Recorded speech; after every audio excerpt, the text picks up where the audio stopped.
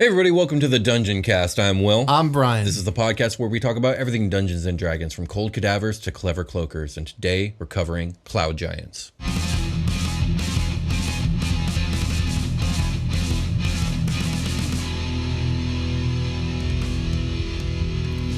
Dungeoncast. What year is it, Brian? The year of the big guy. It's true. We're talking about one of the 6 true big guys. Year of the giant, baby. Mm-hmm. Huge giants. So, cloud giants are one of the 6 true giants in Dungeons and Dragons. They are the second strongest of all giant kind and are the first real heavy hitters we are going to talk about for this year of the giant. Okay.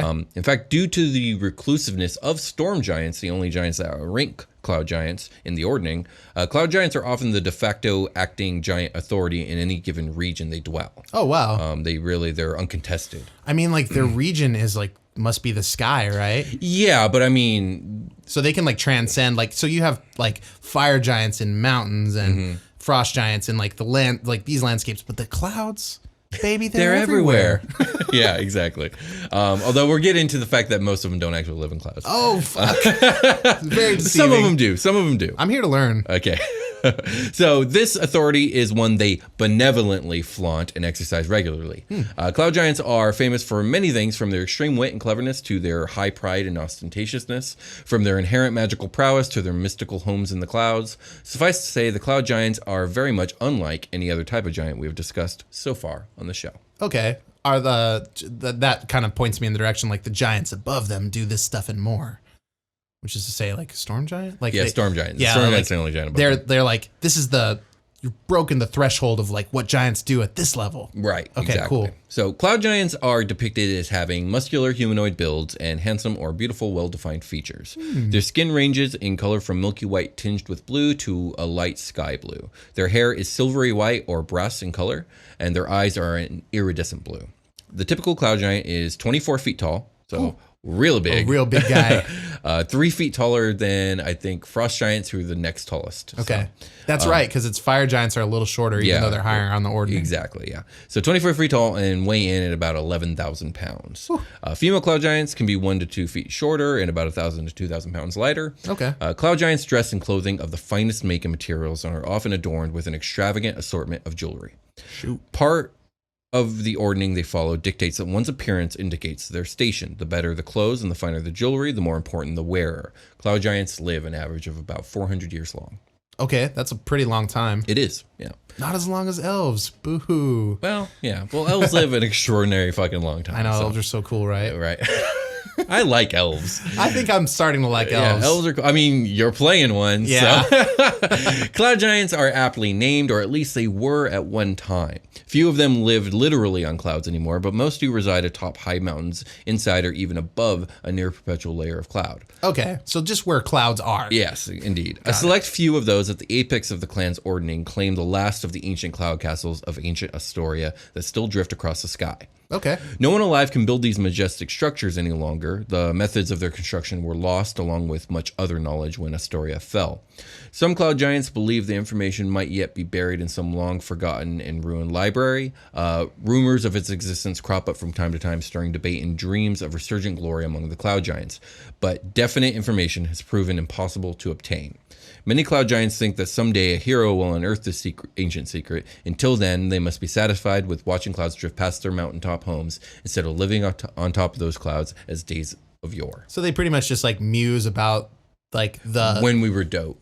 When we were dope and when we will be dope again. Like, when the child of prophecy returns to the land and, like, sends the land up to the sky. There's a wizard that did that in Forgotten Realms. He, like... Oh, yeah, he raised the city up. Yeah. And then it probably fucking fell. It did fall, and that was, oh my god. There's a desert region, like, inland of Waterdeep that is, like, that's the lore there. I believe it was the city of Netheril. Yeah. We talked about it in the Mistra episode. Yeah, Mistra's so fucking cool. She is. They are, yeah.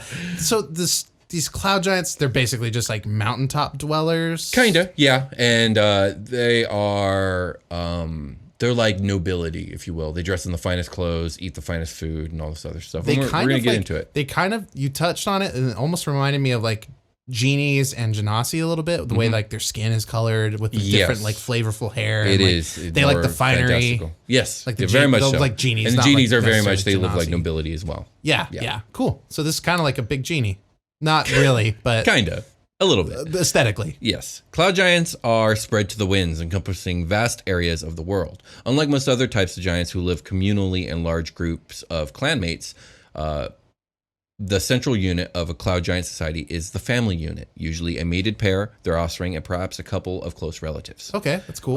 Cloud giants prefer not to congregate in great numbers in any one place to avoid drawing too much attention. It's not that they fear attack from humanoids or monsters, because few creatures other than dragons can challenge their power, but if more than a few lived in the same place, the size of their combined treasure hoard would attract an incessant stream of adventurers and other would-be thieves, a nuisance cloud giants rather avoid altogether. Okay. Still, despite the great distances that separate the homes of their families, cloud giants aren't completely isolated. Every cloud giant family or individual knows where their nearest neighbors are, even if the location is hundreds of miles away. And those neighbors know where their nearest neighbors are, and so on across the world. In a crisis, word is spread from family to family so that a mighty squad of cloud giants can be assembled in time if need arises. They're like fucking Great Wall of Chining it, like Mulan. They're fucking lighting the fire, like, we're in trouble. We're needed. Can you imagine a fucking army of cloud giants? Oh, holy shit. Can you imagine a red dragon going up there and they light the fire and it's like, now all the cloud giants know you're here. Yeah, that's awesome. I love it. That's Time to amazing. bail. That's too funny. Okay, that's fucking cool. I like how you're. It's like it reminds me of farm. Mulan is dope. Mulan is great. Yeah. It reminds me of like farm living, where you have like such big plots of land. Your nearest neighbor's literally miles and miles from you. It is kind of like that. Yeah. Okay. Kind of. And also, it's more like nobles of a province. You know what I mean? Okay. All the nobles know each other, but they live miles and miles and miles away from each other because they each have their own province. Yeah. Or the air temples in like Avatar. There's 4 of them, but they're spread out. Right. Yeah. They all know where each other are. Exactly. Other nations don't. Right. Yeah. Okay. So cloud giants are beholden to a belief system known as the ordning of extravagance. Ooh. Unlike other types of giants, a cloud giant's position within the ordning doesn't depend on any talent or skill. It instead depends on wealth. Yeah. The more treasure a cloud giant possesses, the higher its standing in the ordning. Now, this sounds simple and straightforward, but there is a bit more to it than that. Ownership of wealth is one thing, but wealth that is kept locked away means little to cloud giants. To fully contribute to one's status, wealth must be displayed for all to see, and the more ostentatious the display, the better. Hell yeah. In a cloud giant family's home, extravagance is omnipresent. One might boast windows framed in gold leaf, rare perfumed stored in vials of crystal with silver lids, or a scene in the sky depicted on a tapestry composed entirely of pearls. See, this is resonating with me because why have dope all this shit stuff and just like hoard it, you fucking dragons? What are you doing? What are you doing? That's hilarious. At least these guys are like, I got money, I'm spending it, I got my gold chain, and nobody is stopping me. Yeah, I like this. Yeah, I can see your point for sure. Absolutely. I like this. Although I would not live this way if it were up to me. No. But if I were to live with money, I would use it. Right. Okay. However, value is only one part of the assessment of a cloud giant's wealth display. Okay. The extravagances a cloud giant wears or places about its home must also be beautiful or wondrous. Okay. Sacks of gold or gems are worth less to a cloud giant than the jewelry that might be crafted from those very same materials. It means to an end. Yeah, creating treasures that bring esteem to a cloud giant's household. Okay. So another way for a cloud giant family to demonstrate their wealth is by bestowing lavish gifts on other families. Now, Make no mistake, a gift from one family to another doesn't prove anything about the giving family's generosity. No cloud giant truly believes that it's better to give than to receive. A family does so only with an eye toward how the giving can elevate its status in the eyes of other cloud giants. Yeah, they're going to play the game. Right. For if one is willing to part with something of great value of one's own volition, then one must have much greater amount of wealth so that parting with the gift is a paltry loss. Yeah, dude, like here's some magic item shit. It's priceless. Don't worry about it. Exactly. I'm good. Yes, it's exactly it. Of course, it's all quite a bit more complicated than even that. Okay. Trickery plays a role in this game. Ooh. The very best gift from the giver's perspective is one that everyone believes to be far more valuable than it actually is. Appraised too high. Indeed.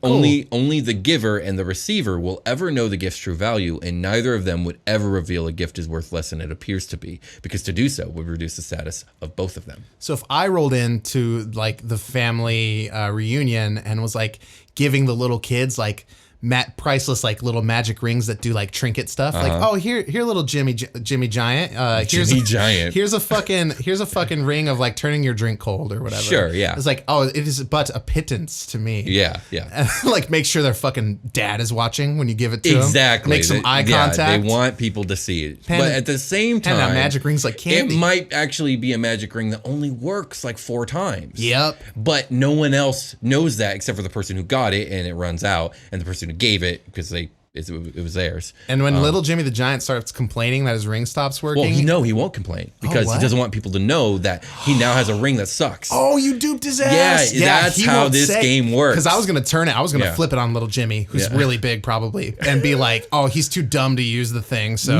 better give it back. Yeah, no. It's not like that. It's like, you don't say a word because you don't want people to know that you got duped. Oh, you'd think it would, like, the paper trail would come back, like, you gave my kid a shitty ring.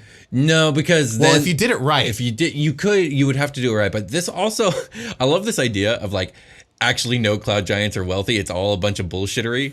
Yeah. And all their shit sucks and is like, it's all like chintzy and just looks great on the surface. So you have all the cool shit in your house, and the stuff that's getting passed around as gifts is shitty stuff, maybe. Exactly. Except for it looks good on the surface. Yeah. And anyone who receives it won't admit it was shitty because then they admit they have a shitty thing. Unless you need like the top layer thing, which is to actually elevate your status. So you give somebody something that's actually okay. You can do that, but again, cloud giants try not to do that. It would hurt you in the long run because you would have one less cool thing. Right, exactly. Yeah, okay. So, despite the insatiable greed rampant among cloud giants, stealing from one another or fighting over treasures is considered to be non-acceptable. Okay, good. I was going to say, they're not doing that, right? Okay, after all that play. Instead, cloud giants vie with each other for wealth in a much more civil manner. Mm-hmm. Gambling. Oh, that's dope. It's okay if it's all off the chance, right? Cloud giants are inveterate gamblers with a hunger for high risks and high rewards. Oh, damn. A great amount of wealth changes hands between cloud giants when they indulge their obsession for gambling and wagering. They frequently bet on the outcomes of events nominally outside their control, such as the lives of lesser creatures. Ordning ranks and king's ransoms can be won and lost in bets over the military triumphs of humanoid nations. This episode is going to have major replay value for me because you peeling back the layers like that to reveal this has been like, this changed my total perspective. I am now picturing like the top floor of a casino on a mountain. Like, yes. Okay. Well, Cloud Casino. Let's go. Cloud Casino. I love it. Let's keep going. Now, cloud giants don't engage in betting for enjoyment. It is less a form of entertainment than a type of bloodless feuding. Okay. No cloud giant is a good loser, and one would be aghast to hear someone else say, I lost 40 pounds of gold, but I had a good time. Yeah. Betting wars between families can go on for generations, with fortunes and estates and the position and ordning that goes with them passing back and forth repeatedly. What a parent loses, a child hopes someday to win back, plus more. What that child wins back, a grandchild probably will eventually lose again. The tales the cloud giants tell of their ancestors are seldom about wars or magic or battles against dragons. They're about brilliant wagers won through boldness or deceit, and rival families brought to disgrace and ruin by the same. There is so much here. Are we short resting? We're short resting.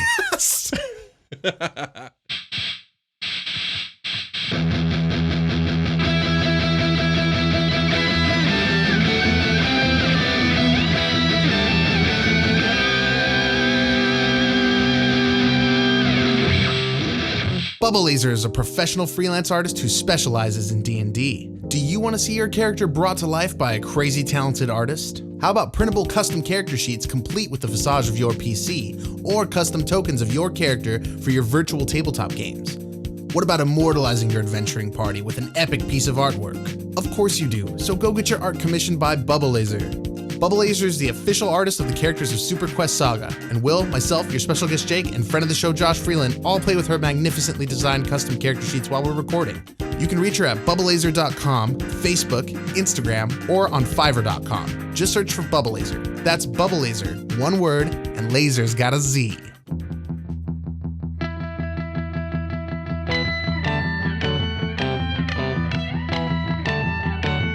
We've returned. We have returned. top of my mountain palace. Indeed, above the clouds. Where I want to spend this cash It's true. to get your cash. It's so true. So a good way to describe cloud giants is as essentially giant nobility. High rollers, man. High rollers. It's yeah, true. get it? Yeah, I get it. They dwell in their extravagant castles high above the various peoples of the world, living in their own isolated bubbles of politics, privilege, and indulgence. Some cloud giant families, though, take this role of the noble to the extreme and exercise their ability to rule. Ooh, like rule other giants or Yes. rule other everything? Yes. Ooh, So, including ruling over other giants. That was my next sentence. okay. The reclusive storm giants rarely engage with the rest of giant kind, so cloud giants kind of have free reign. Okay. As a result, many cloud giants see themselves as having the highest status and power among the giant races. They order lesser giants to seek out wealth and art on their behalf, employing fire giants as smiths and crafters, and using frost giants as reavers, raiders, and plunderers. Dim-witted hill giants serve them as brutes and combat fodder, sometimes fighting for the cloud giants' amusement. So that's kind of eye-opening because I remember being like, well, how the fuck are these frost giants getting stuff? Like good stuff at all if they have it. Cloud giants might be like, all right, we'll outfit you guys and shit, but you guys serve us. And the frost giants are never going to say no. Right, Because of the yeah. ordning and Right. because the cloud giant will bitch slap it if it tries to say no. Exactly. So they could potentially be funded. Okay, cool. Right. Nice. So now for humanoids. Having a cloud giant as your overlord is a mixed bag. Yeah, sounds like Cloud it. giants are famous or infamous for demanding tribute from the humanoids that live beneath them. Such tribute is only proper from their perspective for two reasons. First, cloud giant presence in an area benefits everyone by driving away many evils of the world, especially flying predators such as manticores and wyverns. Now, this is pretty valid because it's true. As we know from the last 180 or so episodes of this show, there are a lot of scary and powerful things out there in D&D. Yeah. Some try to eat you, some try to enslave you, some try to kill you for funsies, and some literally try to take your souls to another dimension for the rest of eternity. Some just want your babies. Some just want your babies.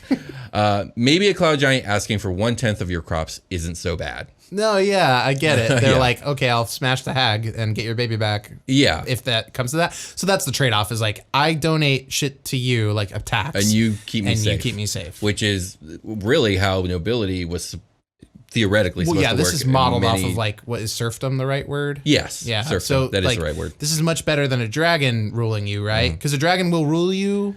Depends on the dragon. Yeah. It depends on the dragon. Like if we're talking about like Lord of the Rings, like a smog situation. yeah, if we're talking about like a red dragon situation, that's not great. No. He's gonna come and rage all the time, and there's nothing you could do. Like Yeah, and like- it's not protecting you other than No. being like a force that other evil won't want to intrude on. yeah, it's just he doesn't protect you at all. Like a red dragon doesn't protect you at all. It just demands things of you and then probably eats you anyway. So this is the best case scenario if you need Yeah, this sort well, of protection. Sort of. The best case scenario would be a silver or gold in the area. Oh, I get it. And Yeah, they're or a kind of bronze, they're but, kind of just being like a justice hero running around. Yeah, for because you. the metallics are going to be actually good. Well, cloud giants are just going to be kind of like chaotic neutral-ish in a way. Sure. So this derailment here that I'm about to take us on is Yeah. more like, how often are you rolling up on cities where they're being ruled by some monster manual creature? I mean, it just depends on what kind of world you're running. I don't generally run worlds where like monsters rule the realms. Yeah. See, But that's kind It's a of fun idea. and I don't have too much experience offside your table. So like it is a fun idea. How common do you think it is? Like, do you think the whole world is set up where it's like dissected by the cloud giants rule where the cloud giants are and the dragons rule where they are and like I don't know, are there other like entities that are assuming kingship or like creating a monarchy or something like that to Sure, I'm sure there's plenty of campaigns that do stuff like that. Holy shit. I never really thought that I never thought about it that the world could be just dissected up into not just like man kings, but like Yeah, cloud kings. or cloud whatever. kings and dragon kings and Okay. beholder kings maybe. I don't know. So you're really leaning into like this ordning style subjugation Right. of tiered Yeah. races and stuff. Okay, interesting. So that's the first of the two reasons cloud giants think they should get tribute. Okay. The second reason is a little less reasonable. Okay. Cloud giants believe that they deserve to be rewarded for their forbearance. Very few could stop them from simply taking what they want because they're fucking cloud giants. And they're going to remind you of Right. that. it But sounds instead like. of doing exactly that, they instead allow their tribute to be, quote unquote, freely given. The logic of that position is clearer to the giants than it is to those on the other end of this arrangement. Yeah, because they're like, yo, I what could just take it, So I deserve it for just not taking it, so you should just give it to me. Yeah, or I'll come take it. But remember, giants, good or evil, don't operate on a normal moral spectrum. They have their Mott and their Mog, and that's what they live by. Yes. It'd be really cool to see like a relationship if you were to role play this and have a city like this, to have your cloud giant be like that, but then have like, there is a human though that commands the respect of the cloud giant or That'd be whatever. cool. That would be fun. It would be fun too if it was like not like a warrior or powerful human. It's just like the richest, dopest dude coming in with all the bling, all the jewelry, all the robes, and like has connects to all the dope shit that the cloud giants like. Like it's the homie. You might as well be a cloud giant. Yeah, exactly. But you can call him little homie. That would be a cool in for a party. Like, oh, you can reason with him though because he is a human. Yeah. And maybe he can see your ploy and get you an in, so you can go do the thing where you murder hobo and fuck everything up. Absolutely. Yeah, let's do it. So much of the tribute that cloud giants accept is in the form of livestock and crops, but this isn't their only source of food. Cloud giants are avid gardeners. Almost all cloud giant strongholds devote space to a garden that produces enormous yields. Beans as big as turnips, turnips as big as pumpkins, and pumpkins as big as carriages. Yay. The garden of a cloud giant family is seldom affected by drought, frost, or locusts. When such a calamity strikes nearby farms, some cloud giant families have been known to share their bounty to ease the humanoids' food shortage. So like, some cloud giants are nice. Yeah. But they're going to expect something in return. Yeah, exactly. Such events are at the root of tales about magic beans and others about a human family living in a cottage carved from a single enormous gourd. Beyond that, the cloud giant's generosity in times of want helps to cement their reputation as friends of humankind, a reputation that serves them well, even though it's not entirely deserved. Oh man, I'm sorry I keep going into stuff, but like, can you imagine rolling up on a city that's fucking like, or a little town or encampment that is just like a bunch of fucking big ass pumpkins and people living inside of them? That'd be fucking dope. It's like, our house was destroyed by the blah blah blah, but we were given these pumpkins. We were given the pumpkins. By the Sky Father. They smell like shit. They smell so bad, but they keep the rain off me. Yeah, right. That's horrifying. So Giant Jimmy gave these to us. Giant Jimmy. The patron god and father of the cloud giants is Memnor the trickster. Okay. The cleverest of the giant deities. Okay. But Memnor isn't only clever, he's sly and deceitful as well. Tales of his exploits emphasize his charisma, his smooth manner, and his ability to manipulate and mislead his siblings and other legendary figures into doing exactly what he wants, usually to their great detriment. Okay. Thus, cloud giants have two distinct aspects of Memnor to admire and emulate. Evil cloud giants emulating his deceitfulness and self-interest, and good cloud giants emulating his intellect and silver-tongued speech. Interesting. Family members usually align in the same direction. Okay. So ancient depictions of Memnor often showed him wearing a two-faced mask. Because of this, cloud giant nobles seldom show their faces at all, but instead wear exquisite masks made of precious materials adorned with gemstones. Oh, that's fucking cool. Each noble has a collection of these masks that it wears to conceal its face but still reflect its current mood. An individual might change masks many times during the day as its emotions shift. Oh my gosh. Which seems rather tedious, but here we are. A mask is prized both for its material value and for its accuracy in expressing the mood it represents. Only the richest of cloud giants can afford the dozens of masks necessary to show all the subtle differences in emotion possible among their kind. Oh my gosh. I know, right? I can't believe it. They're just like, I lost a bet, mommy. I'm going to go get my sad mask. Yes, exactly. That's exactly it. Artisans who can sculpt and craft masks to meet the cloud giants' exacting standards in such matters are richly rewarded for their skill. Can you imagine like going to a party and you see that one motherfucker, he's got a sad mask on in the corner. Like, I know you're baiting me. I know you just want me to come talk to you. Very true. Okay. So cloud giants aren't, as a general rule, a religious people. Okay. They tolerate many conflicting ideas about their patron deity Memnor, but among them is a cultish sect known as the Smiling Ones that strain that tolerance to its end. Ooh. Smiling Ones are cloud giants who honor and emulate Memnor's craftiness and deceit above all other things. Okay. They are tricksters supreme who use sleight of hand, deception, misdirection, and magic in their pursuit of wealth. They also possess a flair for unpredictability and a wicked sense of humor. While cloud giants expect a certain amount of trickery and deceit in their dealings with others of their kind, Smiling Ones overstep the bounds of decorum with their behavior, doing and saying things that nobler cloud giants consider beneath the dignity of their kind. Shoot. Smiling Ones take their name from the strange two-faced masks that they wear. The smiling half of the face often looks more like a smirk or a triumphant sneer than a pleasant grin. The frowning half represents the displeasure smiling ones feel about their place in the Ordning, second to storm giants. Okay. The masks serve as symbols of their devotion, but they also conceal their wearers' true facial expressions. Are we going to talk about the relationship with the higher Ordning members in this episode? Not really. We're going to kind of like go storm giant and be like, they kick the ass of these giants. Number one, storm giants would whip cloud giant ass. Yeah, because storm giants keep the fuck to themselves. Yeah, they've got a lot going on. Yeah. A lot going on. Yeah. So they're mad though about being second. Well, these specific cultists are. Okay, the other cloud giants don't give a shit. Probably they're just like, this is our place in the Ordning. We have our dope mountaintop homes. Yeah, exactly. Let me fucking put 20 down on black. Yeah. Okay. It's like most noble, like I guess, like if we're gonna keep using the nobility analogy, I'm sure most nobles are probably super happy just being nobles. Yeah. They're not worried about being royalty. Sure. But you're gonna have those noble families that are like, no, we deserve to be on top. We deserve to be the royalty. The go-getters. And, like if cloud giants are the nobles, the storm giants are the royalty. Got it. So, okay. I got a couple of fun facts about cloud giants. I love having fun, and I love giants, and I love facts. Okay.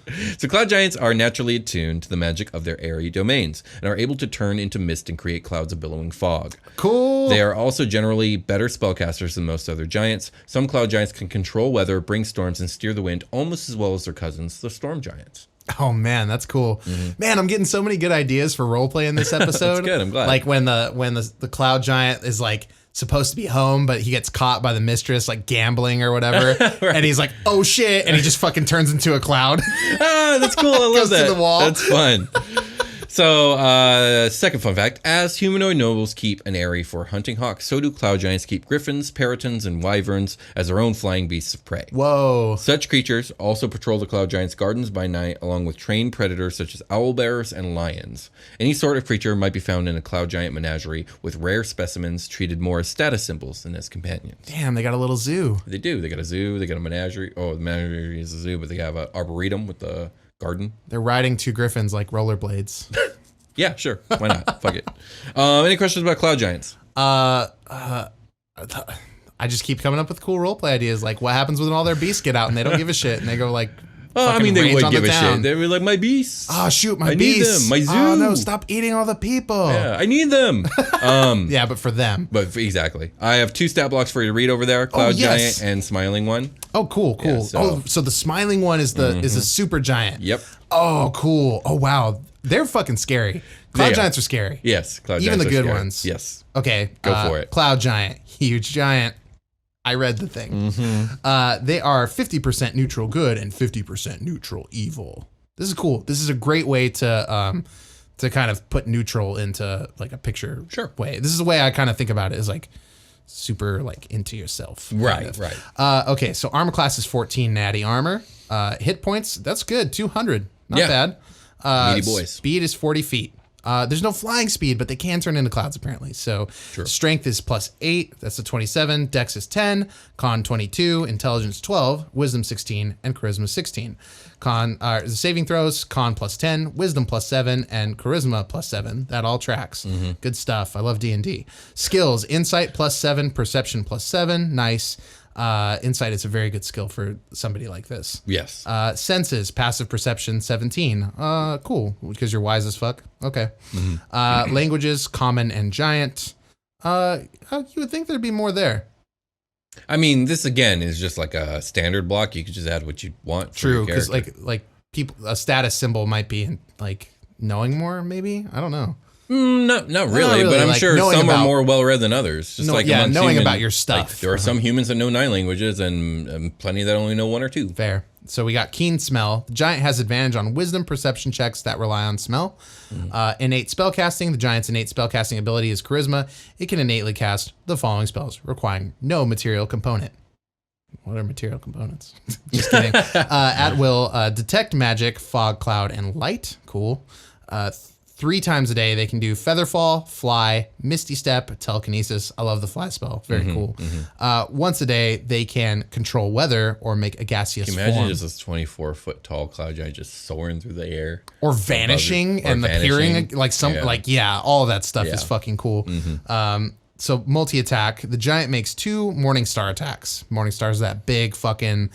It's like a club, It's like a club with spikes at the end on a ball. Yeah. So the Morningstar does plus 12 to hit on melee weapon attack, 10-foot reach, 1 target, and the hit is 21 damage or 3d8 plus 8 piercing damage.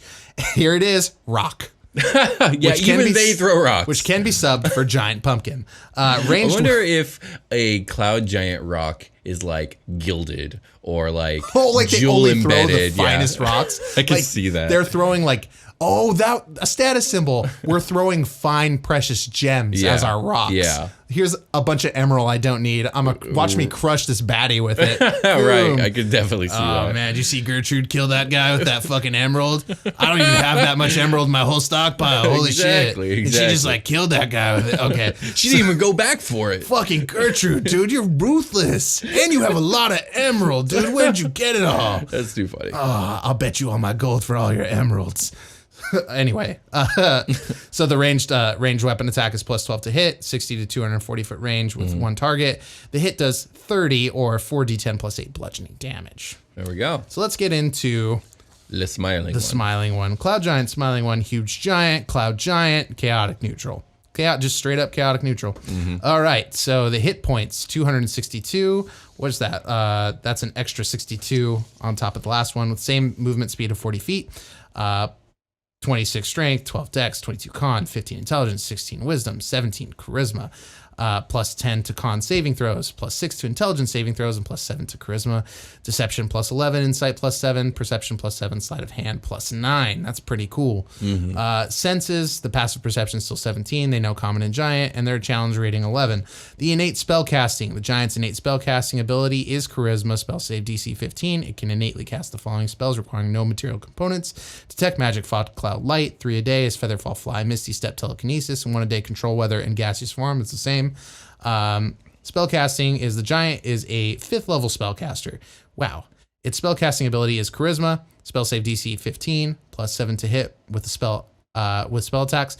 The giant has the following bard spells prepared. So cantrips are minor illusion, prestidigitation, vicious mockery. First level, you get 4 slots at cure wounds, disguise self, silent image, and Taj's hideous laughter. That's a fun one. Yeah. Second level is 3 slots, and they get invisibility and suggestion. Very cool.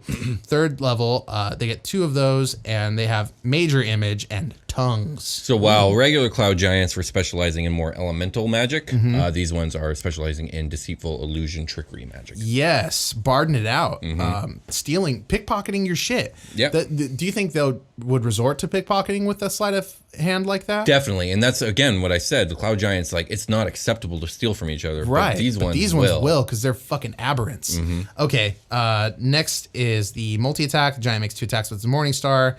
That's pretty much the same all the way down. And rock, pretty much the same all the way down. They have an ability where they can use actions, change shape. The giant magically polymorphs into a beast or humanoid it has seen, or back into its true form. Wow. Any equipment the giant is wearing or carrying is absorbed by the new form. Its statistics, other than its size, are the same in each form. It reverts to its true form if it dies. Wild shape? Did I just read wild shape? I think so. Let me like let pretty me see much. This. Yeah. Let me see. I think I just read wild shape. They're bard druids. Magical polymorphs of beast or human is seen. Back to true form. Yeah, that's yeah, wild man. shape. If they're trying to freak you out and scare you, they can do all kinds of nasty stuff.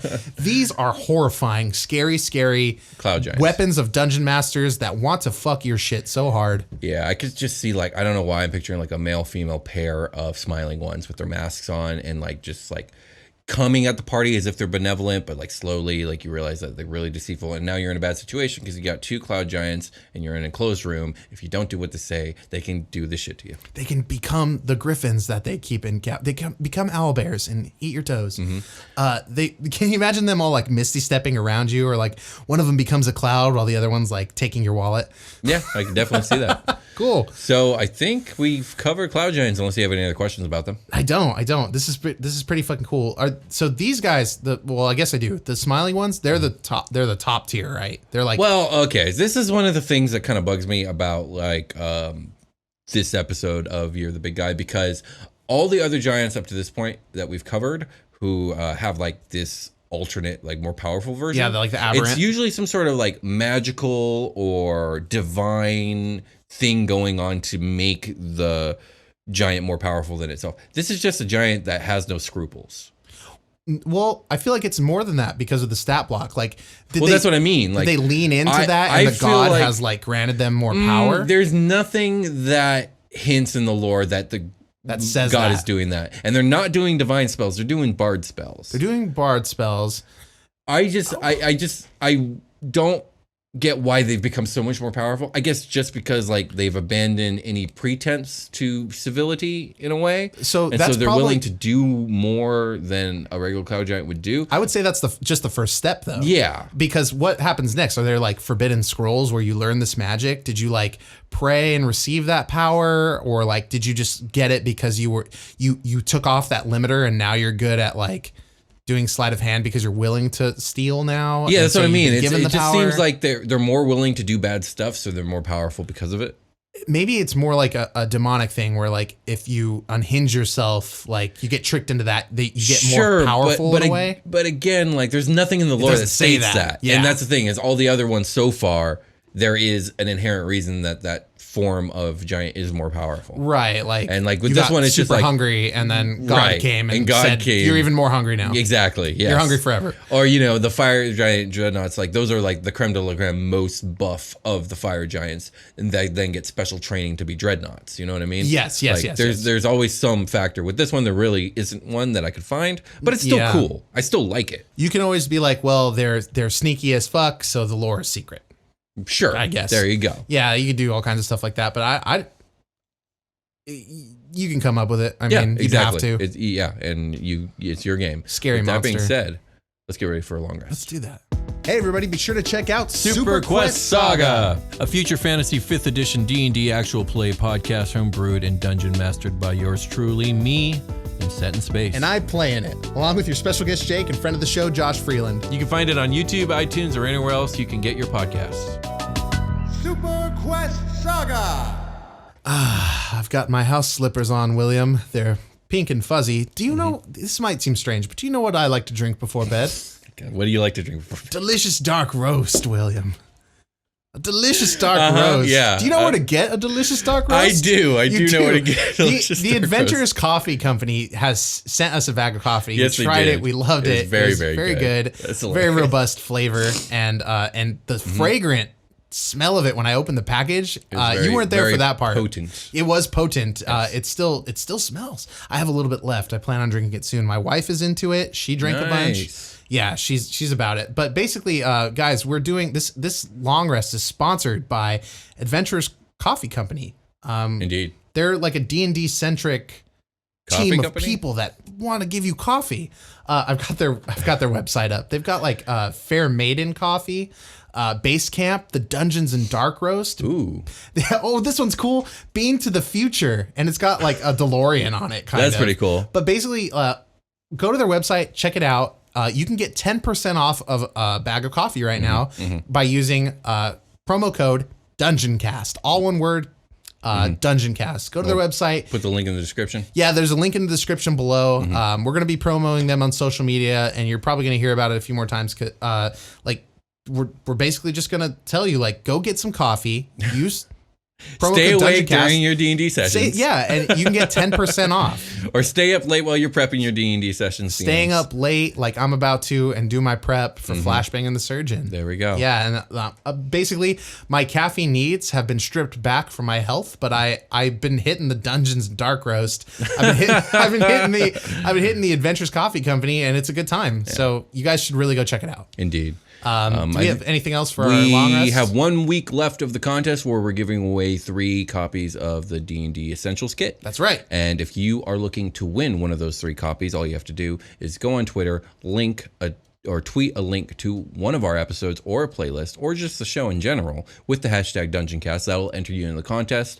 I'll be pulling 3 names off the list on June 7th. So again, you got 1 week, and I believe there's a way to enter the contest on Instagram. Yeah, and we'll also touch on other social media entries because you can do any social media if entry. you send us proof of other ones too, that works as well. Yeah, but you can do that at the dungeoncast@gmail.com. Take a screenshot of like your Facebook thing because we're not on there anymore and send it to us, and that totally works. But if you want to go on Instagram, the Dungeoncast on Instagram, you can find the post with the Essentials Kit on it. Go to the comments, tell us your favorite Dungeoncast episode, tag 2 people. make sure you're following the account. Bam. That's all you got to do. You're in the contest. You're in the contest. We're going to cumulatively get all the names together and one long list. roll a big die. A digital die. Yeah, we're going to randomize who we pick. That's how we always do Yeah. it. We're able to ship outside the US now through like Amazon, allows you to do that. Oh, sweet. Nice. I didn't know that. So we're able to kind of like play around with that. Cool. If you win and you're outside the country, we're going to do our best. We're not going to make you like a solid promise on it, but we're definitely. pretty sure we can get it to you. Nice. So yeah, that's been a problem up till now. Yeah, we I looked into it a little. I should have looked into it long ago. Honestly, probably had this option. But yeah, we can get these to you overseas or across borders or whatever it is. It looks like at this point. So yeah, cool. Make sure you check out our social media, and just like the whole point of it is to tell people about the show. So Indeed. If you guys could help us out, tell somebody that might like the show about the show to help us spread the word about the show, because we love the show and we think you love the show because you tell us you love the show. So thanks for listening to the show. Indeed. And with that, I think we can call it a game. Let's call it a We'll talk to you game. guys later. Bye.